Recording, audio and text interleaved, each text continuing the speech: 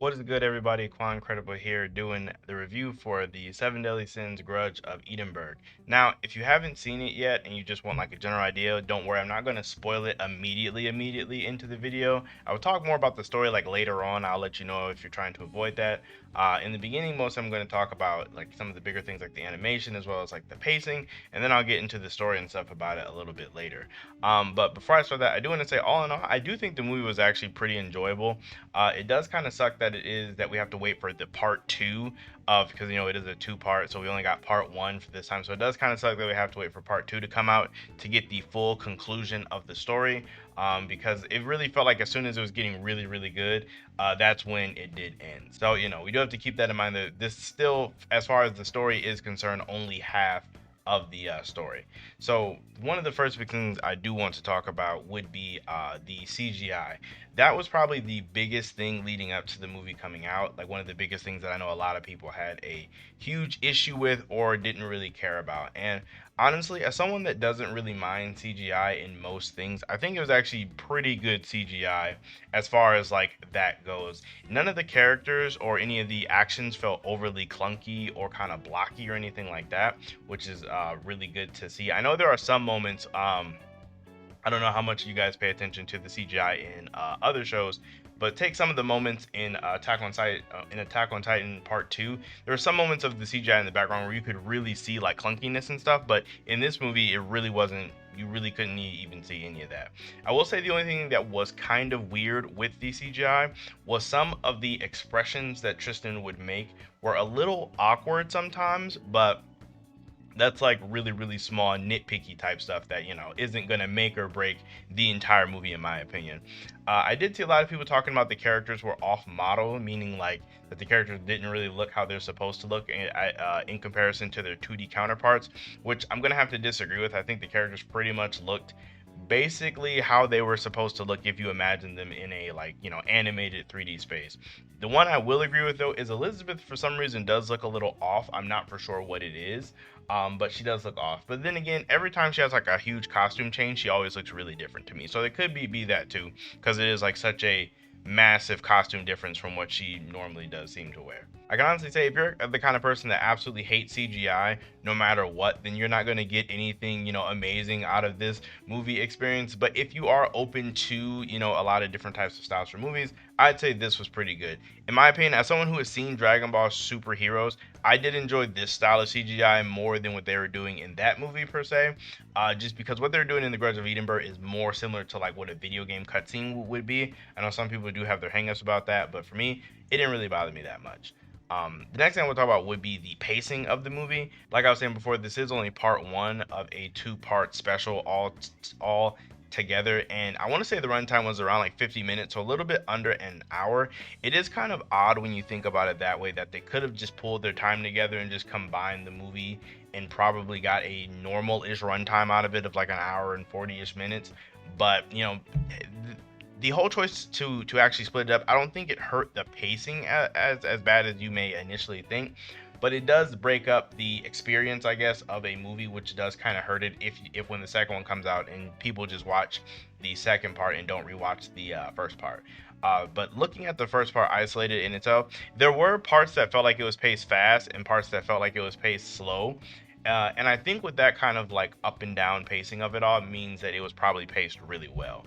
In my opinion, nothing really seemed to drag for me. I mean, there was a bit of setup in the beginning, but I mean, you have to set up a lot of these events since they aren't really necessarily super connected to everything.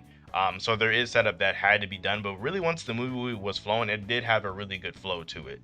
I would definitely say not having the part two, or I guess the second half of the special already out to kind of talk about, does limit what I can say about the pacing. But so far, just only having half of the product or half of the movie, I can say it actually is paced pretty decently so far. Obviously, the ending can kind of derail things, or leading up to the climax of everything can kind of derail how the pacing and things were. But as of where we are right now, it is paced pretty well in my opinion. Now, like I was saying earlier, that was that, just to get that out of the way. Now I'm going to be talking more about the actual plot and story of the movie. So if you're trying to avoid all that, like I said, I thought the movie was pretty enjoyable. Make sure you go and watch it. I'm pretty sure any like fan of Seven Deadly Sins can get a lot of enjoyment out of this.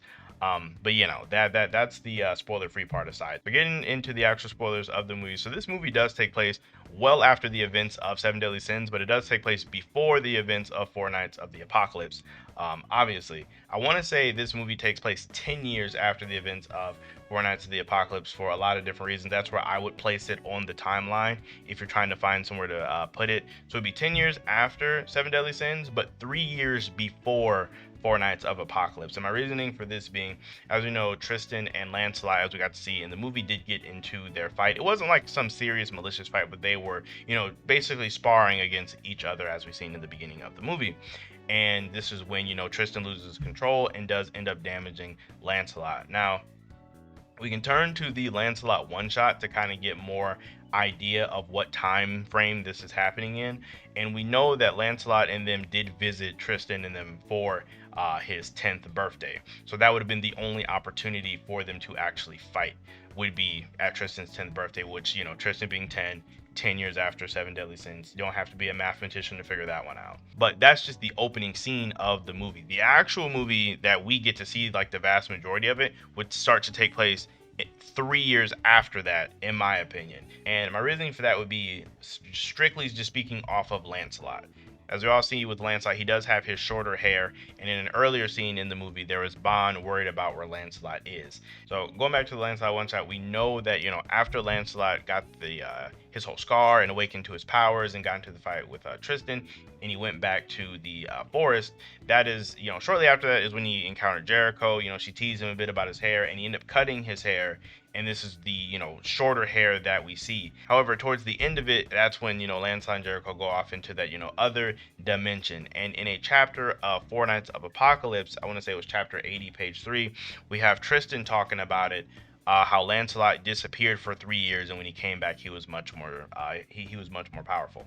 Now, this would make it seem to be that this movie happens after Lancelot got back from that other place. So after Lancelot probably already has his massive strength buff and all of that, because Bond still doesn't know where he is. His hair is still short, but he doesn't look quite as old as he does in Four Nights of Apocalypse. But he also doesn't quite look as young as he did in the Lancelot one shot. So yes, with all that, that is basically where you would be able to place this movie. 3 years before the start of Four Nights of Apocalypse, but approximately 13 years after the ending of Seven Deadly Sins, and quite literally right as Lancelot got back. Now, if you want to get even more close and more narrowed down than that, I'm not for sure exactly, down to the months, but that's this is as good as we need it to be. But the overall story of the movie is very interesting to me, with the main character obviously being Tristan, and it really does follow his, I guess, internal struggle over what happened with him and Lancelot in that big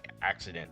As they're sparring, he did lose control of his powers. I want to say, from looking at how the scene looks and how everything played out, is that as he was fighting and getting more into the fight, and that we also got to see this later on in the movie, but the more invested he gets into the fight, it almost seems like his demon powers start to like rise, and he can't really control himself. It kind of just takes over him because he can't control those powers.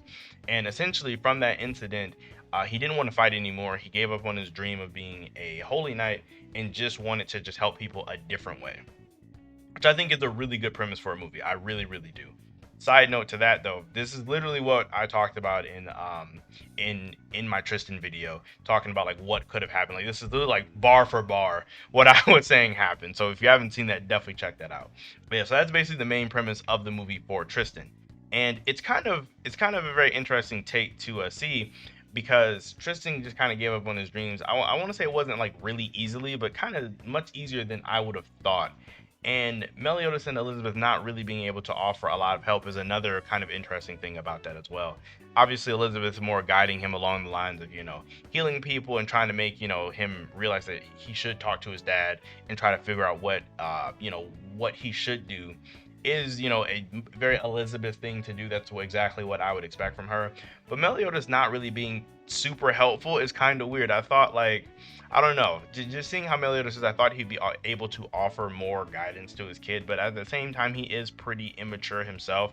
So I kind of get it, how how their relationship kind of is. The other big thing to talk about would be the antagonist of the movie, which basically drives the whole plot for, which would be Death Pierce. So Death Pierce is the new, king of Edinburgh after it's been, destroyed. He took residence in the castle and just controls the area. He doesn't really control a lot since, like the movie said, there aren't any people that really live in Edinburgh. He's just really just like a lone king essentially. And we see that the other members of the and what were they called? Were they the Knights of Pallades? I want to say is what their name is, with like Deldry and Wallow, and I think that other Diego or Degado guy was a part of them. Those guys, they all left him. Well, Diego died, Diego died, but the rest of them left him because of just how crazy he was and how he just pushed everyone away. But Death Pierce harbors like, this huge resentment towards demons and goddesses and basically any race that isn't humans because of the events of the Holy War. With the goddesses basically betraying Denzel in a sense and getting him killed, as well as the demon, Darieri that was the one who killed the body of Denzel. So he doesn't really feel too good about Elizabeth and Meliodas being, rulers over him, with them both being, goddess and demon. So that's why he left. And he does mention this at the very end of Seven Deadly Sins, which I thought was really interesting. A nice, it's like, because a lot of times characters will be set up for stuff and then they just never get used. So actually using Death Pierce for this, I think, was a great choice. Throughout the movie, it does seem like he's using a chaos staff to, I guess, control these like weird chaos knights. I believe that they are called empties, and I would assume whoever this person is called the priest. I'm assuming this is someone that Arthur probably gave to Death Pierce to help make all these things happen. Now, I will say the only thing that really does bother me about the plot of the movie is it does seem like Death Pierce is like amassing an army. And I'm not sure to what end, because I know he does mention how he wants to get back at Meliodas and all of that. But even if he does place this curse on Elizabeth and, torments him with Tristan and all that, it's not like where Death Pierce is, it's not like he can take care of the other sins. Even though Escanor isn't really there and Merlin isn't really there and all that, and even if you take Meliodas out of the picture, he still has Bond, still has King, still has Diane, all those people to deal with. Now, you could make the argument that the priest could probably curse all of them, but I'm assuming they can't curse all of them at the same time, or else the priest would have done that. Maybe it's like a one at a time kind of thing. So it's one of the ones where I'm not for sure how this plan of his was supposed to work, since he'd lose to any of the sins in a 1v1 fight. Now, who knows? Again, this is only part 1. We don't have part 2. So who knows? Maybe in the second part of the movie, he has some type of like weird strength or weird power up from chaos that he got that makes him like exponentially stronger, and the only person who could beat him is Meliodas. Who knows? That is entirely possible. But for what we have right now, I just see that as like a really big flaw in his plan. But I'm gonna give him the benefit of the doubt and just say that Meliodas was probably the main issue he had and the only thing he had to deal with.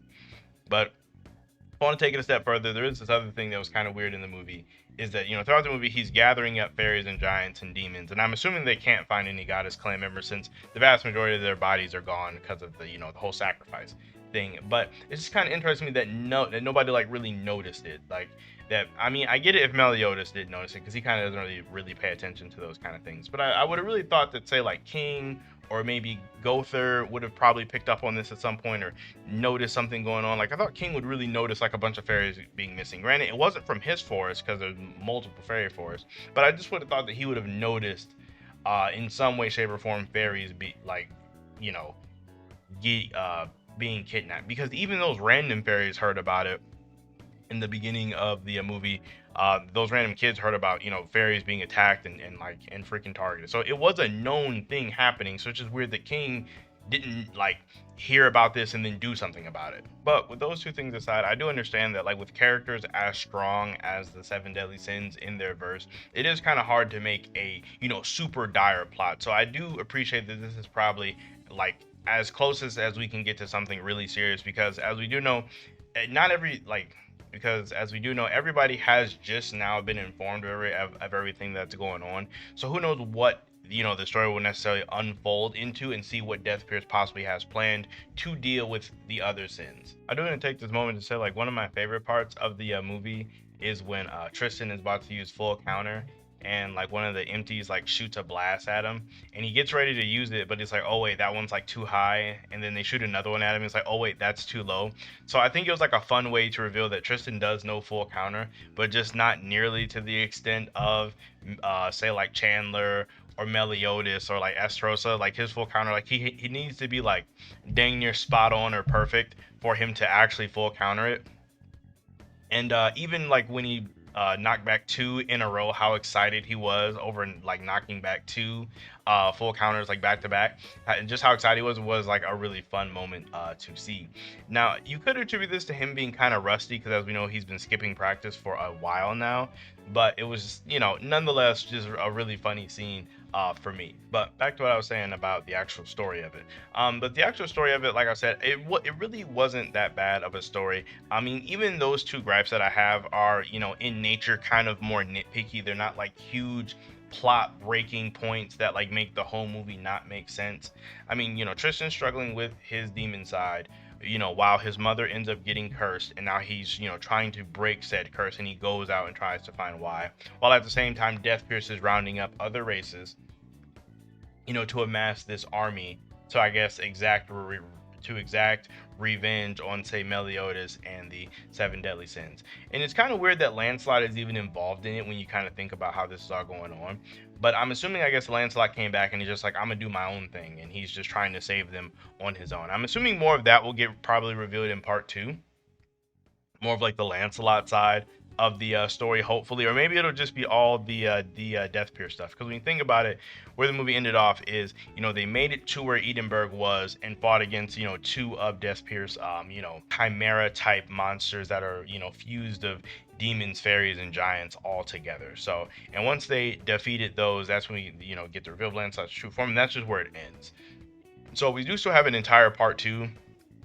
We still have to, you know, take out Deathpierce, as well as the priest and whatever else could be happening in the movie. So as for my, you know, predictions for the second part, I'm going to assume like, you know, they're going to wrap up the movie. Tristan is going to fight, you know, Deathpierce. I'm assuming the priest is going to be like way stronger than like Deathpierce in some way, shape, or form, but Lancelot is going to beat her. Maybe, you know, some huge impending doom trouble. This is when Meliodas and them will probably show up and, you know, save the day at the very end. So that's kind of where I'm predicting it to go. The only issue with that is I don't think they're going to have enough content to stretch something like that out that far.